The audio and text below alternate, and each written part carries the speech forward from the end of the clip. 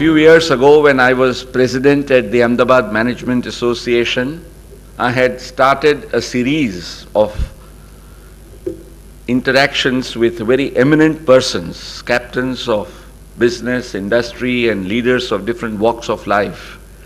And as a part of that, one of our speakers was, in those days, Mr. S.M. Datta, who used to be the chairman of Hindustan Lever, if you all recall. And after Mr. Datta, because Hindustan Lever, even today, but in those days, it was, in terms of market capitalization, one of the biggest companies. And therefore it was no small task cut out for him to chair that great company. And he was sharing his secrets of success, his stories of how he and his company achieved excellence. And at the end of the presentation, we had an interactive session when we were asking him questions. One of the questions that came to Mr. Datta was, "Sir, do you have any regrets in life?" And Sushim Datta said, "Yes. And I have a message to give to all executives." There were young and old executives thronging in the big auditorium to listen to him, one of the key persons of the Indian business and industry.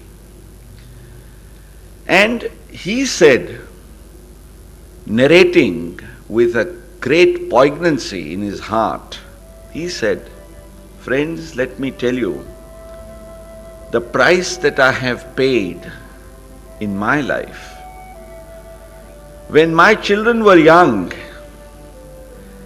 and they were expecting me to give all the time to them, and they had the time, but I had no time for them.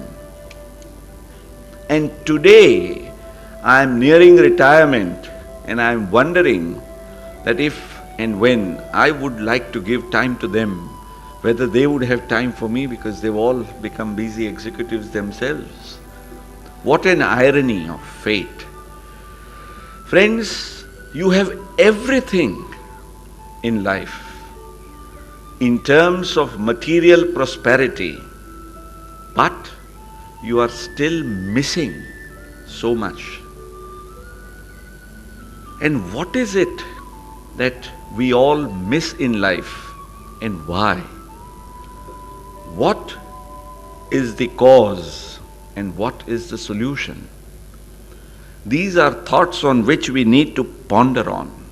And therefore, the first thought I would like to leave with you is, let us all determine to take out time. Take out time for life. Life is such a wonderful thing, friends. How many of us, in the rut of things that we do, have been able to enjoy the charm and the beauty of a morning sunrise, or the lovely spectacle of an evening sunset? The nature around us has so much to offer. Our own family, our kith and kin, our dear children, how much of time are we able to give for them? How much of time am I able to give for pursuing my own hobbies, my own interests? I'm going to talk something on time and time management as well.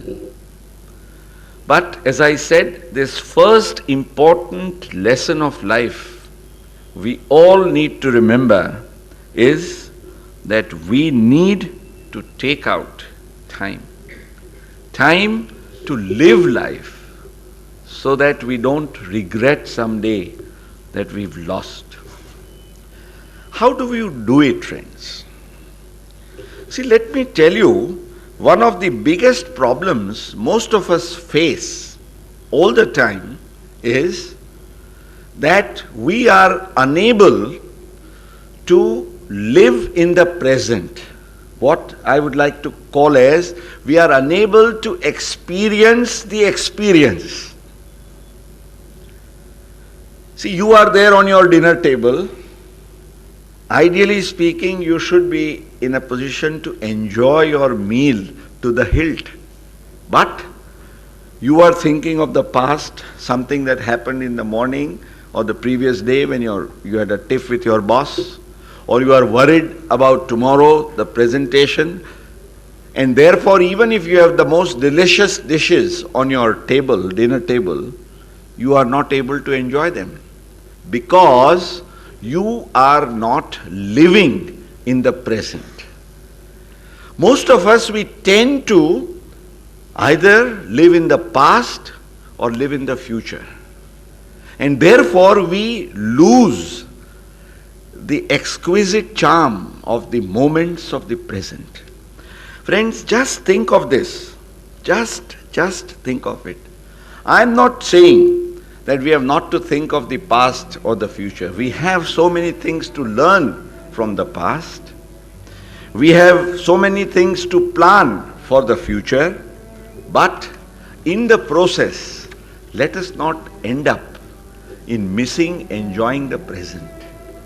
The present is extremely important, and therefore, as it has been rightly said, that the art of wise living is to be present in the present as a present.